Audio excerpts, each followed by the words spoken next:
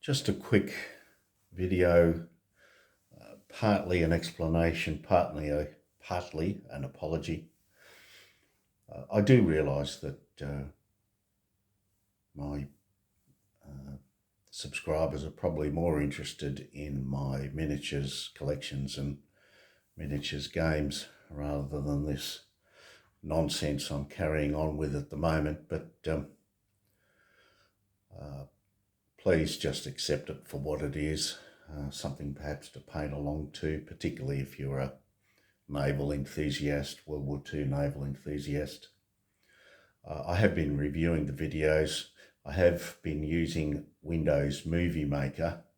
An old problem with Windows Movie Maker I noticed once Windows started upgrading all the time was that the minute that you added captions to your video on Windows Movie Maker, the quality, the vision dropped dramatically.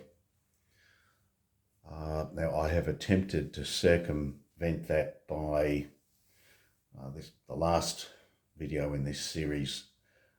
I made sure I uploaded it or transferred it from Movie Maker into a video, made sure it was HD, not just YouTube. Having said that, the ones that I had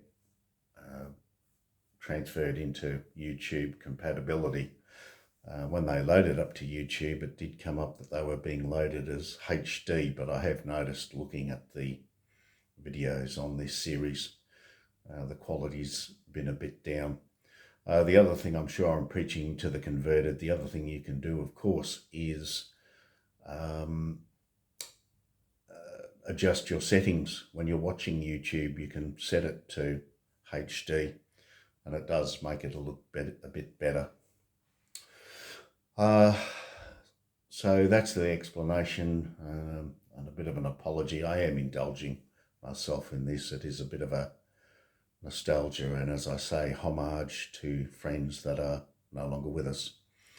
By way of an apology, just a quick overview of first the Austrian and then Russian 15mm Napoleonic collection.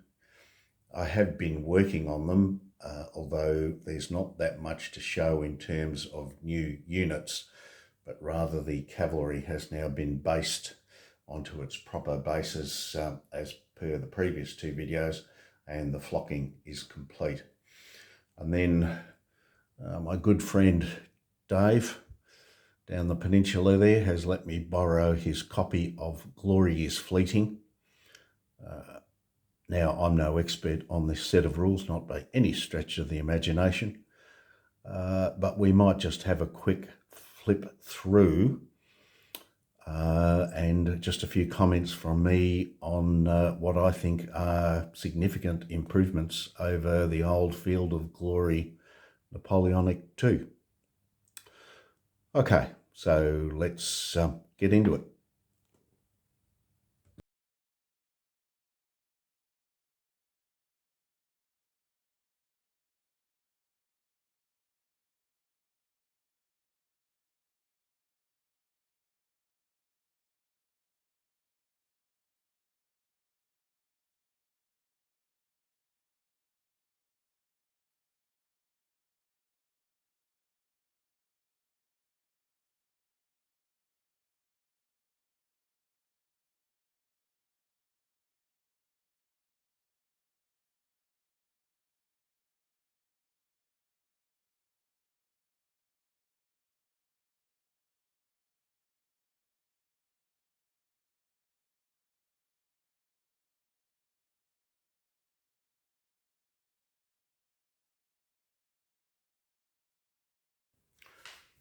Just a quick update, 15mm Napoleonics.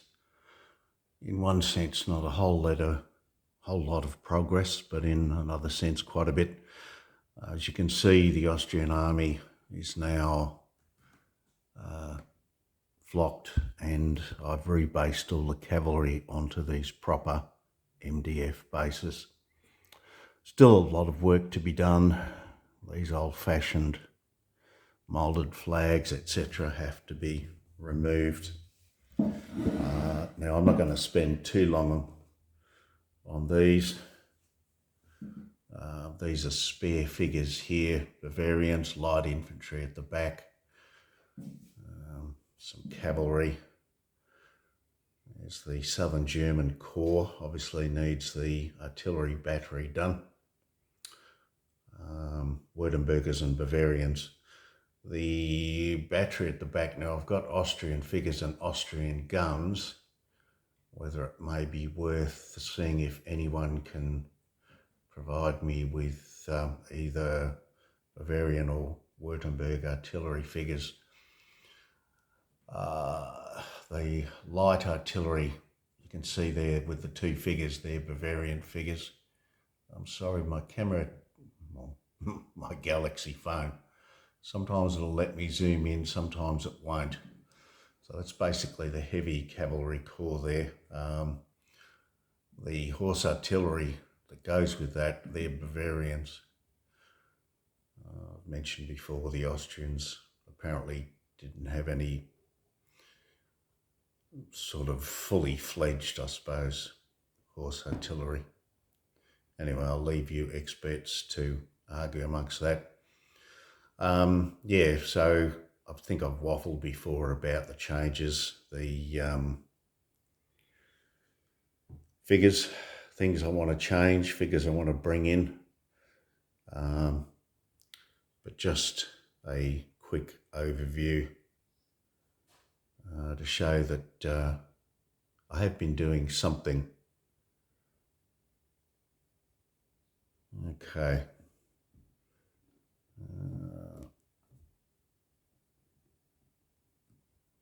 Might have to invest in some sort of apparatus that will, perhaps just a newer phone, that'll allow me to zoom in. Okay, Russians next.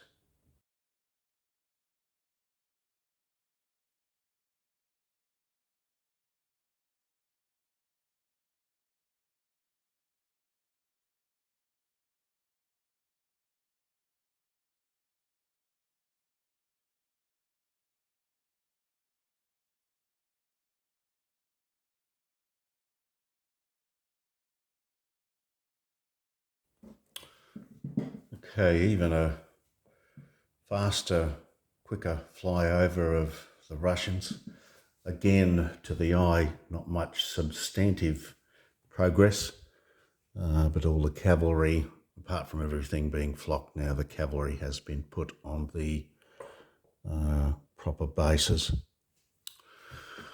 With the Allied Corps over here, as you can see, we've got some, what's this one here? You can see we've got some Swedish cavalry, some artillery, which I will paint as Swedes.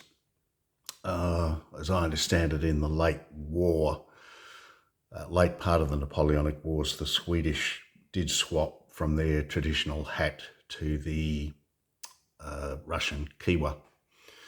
You've got two units of ostensibly Swedes there. There are some actual minifig Swedes figures in there.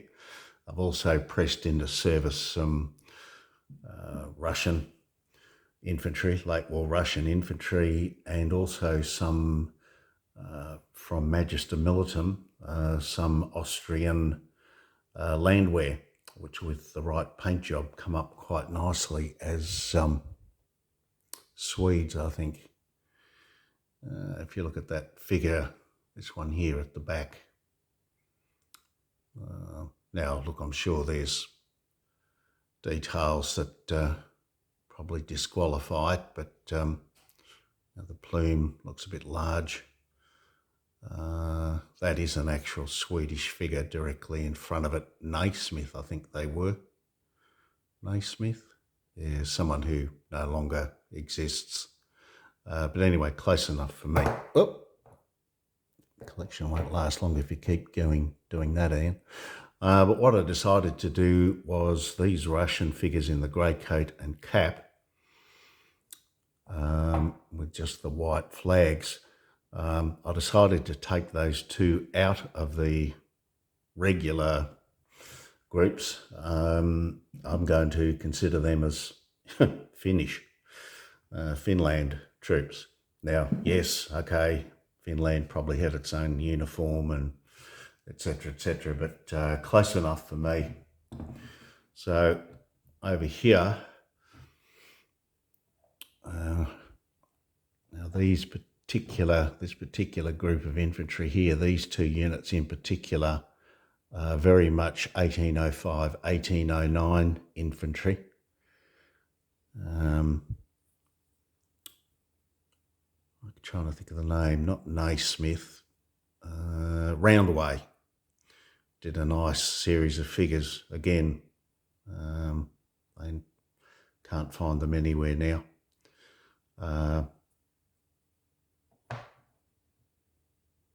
So there's those two there, these two here with March Attack, and then the three groups of Jagers. So obviously I need two more, probably keep these group of Jagers here as spare. And I need to create two more units of 32 infantry, keep those as spare. The Cossacks over there, they're ostensibly spare. So moving down here, there's two bags of 32 infantry, which I'll be able to use. With the Russian Guard, two spare Pavlovs. I'll take the flag bearer and one of the drummers out, replace them with just two normal Pavlovs. I don't believe that's actually a Russian Guard flag, but if you imagine those, the drummer and the flag bearer taken out, I can form a straight unit of Pavlovs. Again, my painting isn't real flash. I mean, a lot of it's 30 to 40 years old, but it does the job.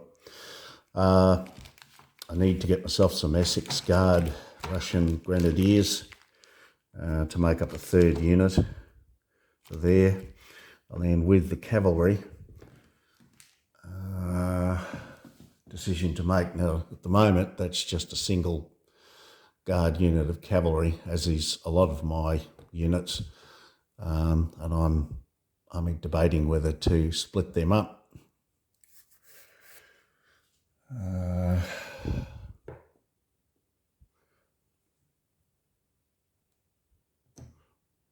Repaint. I think I painted them as horse guards. I think that was the idea. Russian horse guards. Repaint those as guard dragoons, and then you've got your guard hussars. I could paint up 6 guard mounted Jager. But yeah, so again, just to show that I have been trying, or have made some progress, but it's just not immediately stands out. Okay, let's have a quick overview of the GIF rulebook.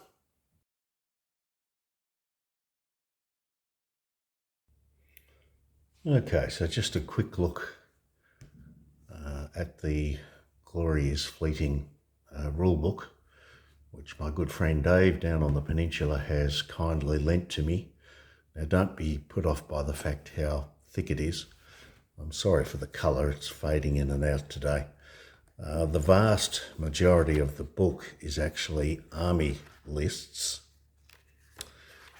In terms of actual rules,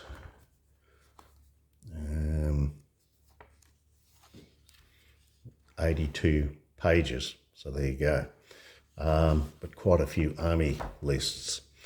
Yes, but kindly lent to me by my good friend Dave on the peninsula. Now, the good news is that if you're even remotely interested in trying these, you can download the rules and the army lists for free from the Glory is Fleeting Facebook site. So I would suggest you do so, have a read of them, perhaps even have a play with some of the mechanics, and then if you like it, keep your electronic copy, perhaps even print it, as I have. Being old, I like to have physical paper in my hand, and also it comes in handy for highlighting and marking important rules or things that I've missed without actually defacing my or a purchased copy. I haven't purchased a copy of these yet. Now, Glorious Fleeting is basically third edition of Field of Glory Napoleonic by two lads here in Australia. Or actually, one's in New Zealand, so I should be careful there. We Australians have a bad habit of claiming things from New Zealand as our own. But Brett Preston Thomas, as you can see there, and Richard Gordon. Now, both are competition sets of rules, sets of rules for competition.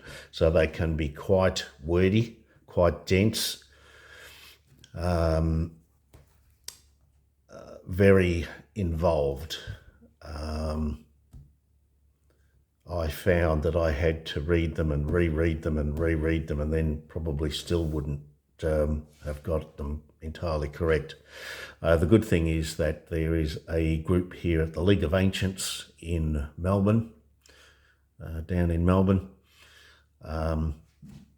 Young Richard Gordon organises competitions, etc., and he's lovely man, always happy to help out with the rules interpretation.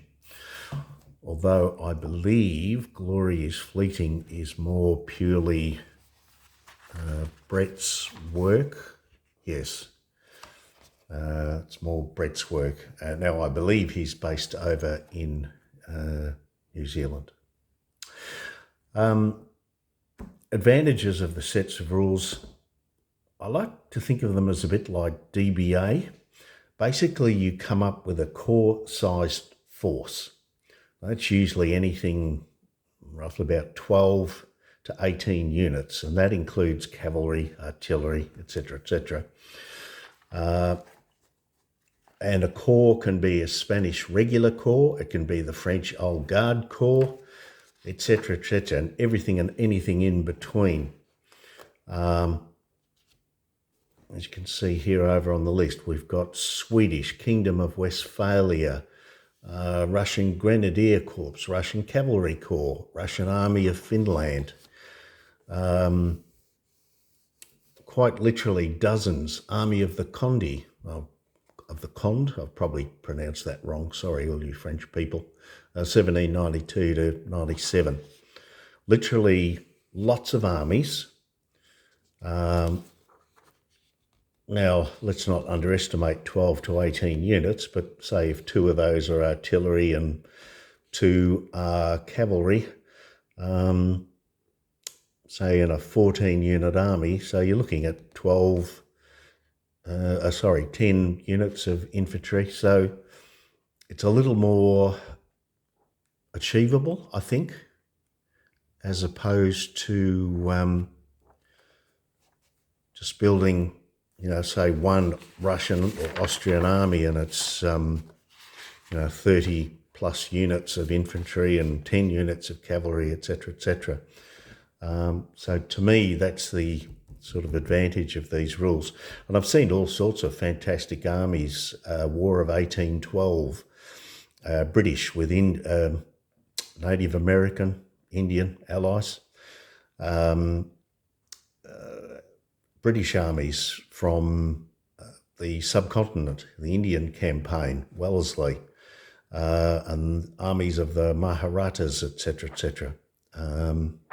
So, yeah, that is a real advantage to these particular rules. Now, having said that, myself and Dave, we moved away from Field of Glory Napoleonic. There were a couple of problems. Probably the major one which we're going to look at in a short video in a minute, was that cavalry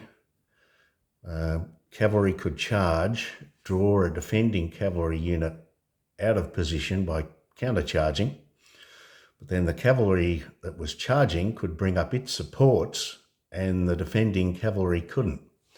And that struck us as what we know colloquially as cheese, gamey mechanics, nothing necessarily to do with history. The other funny thing was that there were two types of infantry, reformed and unreformed. Unreformed was the sort of linear armies that didn't have much in the way of skirmishing. Now, when you were firing, I'm just going to pluck some figures out of the air here. Your volley fire might be out to, say, 3 inches, and your skirmish fire might be out to 5. And of course, you fired better when you were using volley fire as opposed to skirmish fire.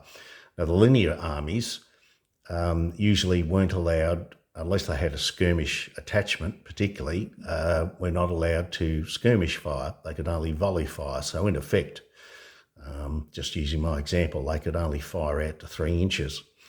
Now, the strange thing was, though, that when you put those unreformed infantry in a town, as in dispersed around a town, all of a sudden, yes, they could shoot out to 5 inches, skirmish fire. Now, I would have thought that it would have still been skirmish fire, but limited to 3 inches, not 5, because the 5 inches for the skirmish fire surely represents the skirmishers going ahead of the main body of troops. Now, if you're in a building defending it, you're not sending out necessarily skirmishers. But that was a comparatively minor point, but particularly that bit with the cavalry really, I've got to confess, put me off. And the rules are quite, as I say, they're quite complex, they're quite heavy, perhaps as they need to be because of a competition situation. If you do download the rules, have a good read of them, and you like what you see, perhaps watch I don't know if there's any YouTube games out there, but perhaps if you go along to a group and you really enjoy it, you can get this book. It's print on demand from Amazon. Now, you can either have just the rule book and just the army lists, or as my good friend Dave has done, he's got the combined book, so it's all in one, as I say, fairly hefty tome. We'll just have a quick read through. Those of you who might remember Napoleon's battles, remember those diagrams that showed how the actual physical miniatures on the table weren't the actual troops, but they showed how the battalions might actually be within the space that those miniatures were on. Same sort of thing here. Now, I believe they meant to represent either regiments or brigades.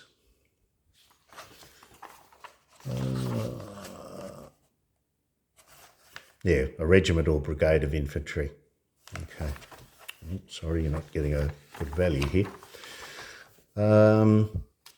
So, yeah, a few notes on forming the army. For those of you, LaSalle or LaSalle 2 or even Blucher, yes, the different formations, basically small unit 4 stands, large unit 6 stands, and that doesn't matter whether it's infantry or cavalry. Batteries, I think a small artillery unit is two stands of artillery, and then a large battery 3.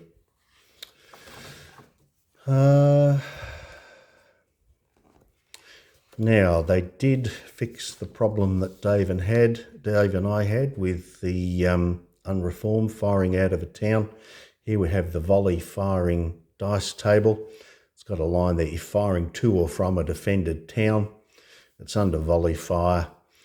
2 dice for a small unit, 3 dice for a large unit. Now under skirmish fire,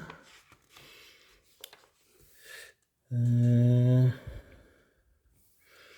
does say somewhere, let's see if I can find it. I did mark it earlier. It does say somewhere, oh, placing skirmish markers.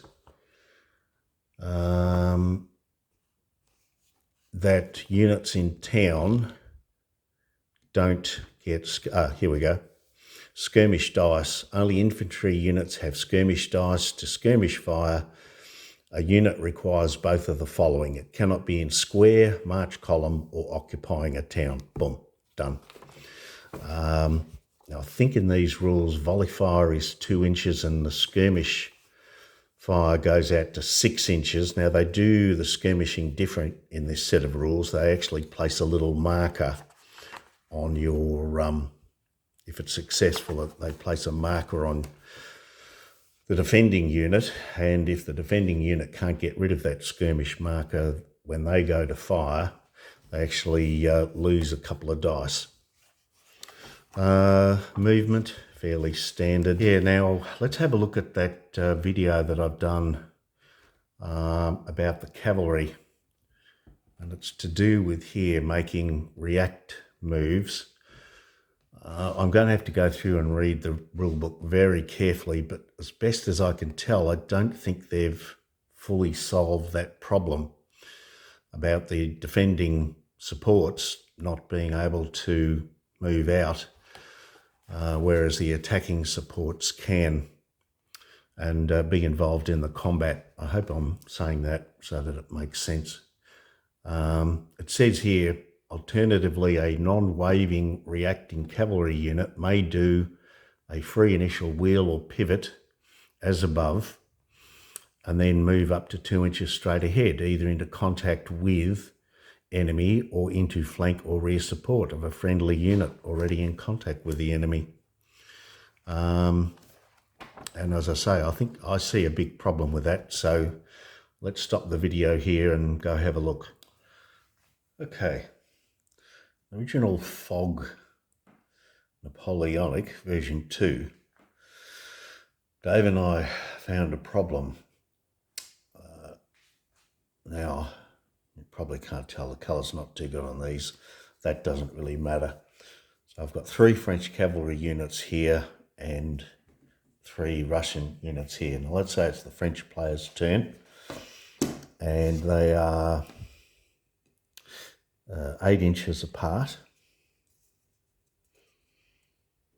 Okay. Yep. Let's make sure we're doing this right. A little bit more. Now, as I understand it, I think it's heavy cavalry can go 8 inches in a turn, medium 9, light 10. But let's just say we're at 8 inches. We've got some medium and some lights. The French declare a charge on this particular Russian cavalry unit here. Now, the rules stated that the Russian cavalry must countercharge. What they did was they met halfway. So, yeah.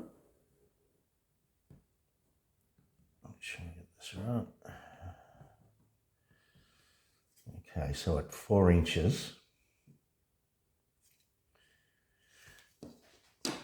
a distance of 4 inches, the unit that's being charged would have to countercharge, but its supports stay where they are. But because it's the French player's turn, he was allowed to, in just normal movement, because normal movement comes after charges, move up like so, which would give the attacking cavalry unit supports, and of course rear support as well if we had another unit back here. Whereas this unit that's been forced to countercharge has been left like a shag on a rock. Now, I thought that perhaps Glorious Fleeting had solved this problem. Now, we've still got the same mechanic here. Okay, but when we get to this point, presumably perhaps before these move, I haven't, confess I haven't read the rules that deeply, but for my point, it's not going to matter. Other cavalry can react, but they can only react after a free pivot and wheel, but they can only go directly forward 2 inches.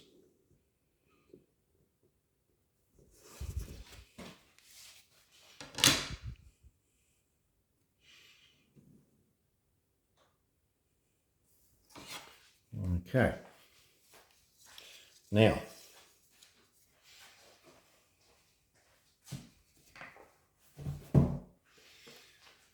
as per the GIF rulebook,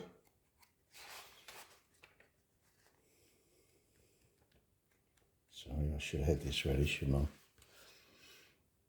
I? As per the illustration here, to support, the enemy unit must be within this 2-inch area here on either side. Now, at that distance, I'll choose a ruler, and it's got to be this unit that's within 2 inches of this, not either of these. Now, I cannot see how, and that's even assuming with GIF that there was a command point available and they passed their complex manoeuvre test. I don't see how, in that situation, it's still not exactly the same disadvantage as previously. The rules are quite complex, so I'm obviously going to have to read up a bit more. But that's a problem that I don't think has been solved. I could be wrong, but there you go. Okay, credit where credit's due. I think Brett has done a great job of perhaps tidying up, getting rid of some of the verbiage. Just for example, here in the original FOG 2 rulebook, flank and rear support. Now, as you can see, there's all sorts of units there with lines and things going everywhere. If you read through it, it does make sense, but it can be a bit overwhelming at first, whereas Brett seems to have managed flank and rear support, and you've got one explanation or one diagram here. So kudos to Brett for that. As I say, look, I've watched this being played. I haven't actually played it myself. I've only ever read it, but it does seem to flow a little bit better. I'm sure I can find someone who disagrees with me on that. Colour-coded, all the different sections, nicely colour-coded. Not that much in the way of eye candy. Nice cover. As I say, some marvellous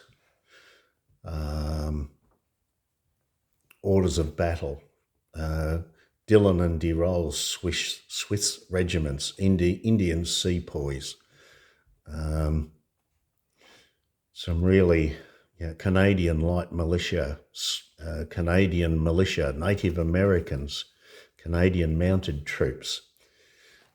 Some really interesting little forces that you can create with Glorious Fleeting. So just to finish up, free download. I'm pretty sure it was from the Facebook page. Both the rules and the army lists. If you think I might be interested, it's a regiment stroke brigade level game, around about 12 to 18 units on either side. 18 would be, Spanish with a lot of militia, or somewhere between 9 and 12 might be a guard corps, basically corps versus corps. So yeah, if you think you might be interested, go to the Facebook group, download the freebies and have a look. All right. Thank you for watching, and I shall head back to my naval game of World War II.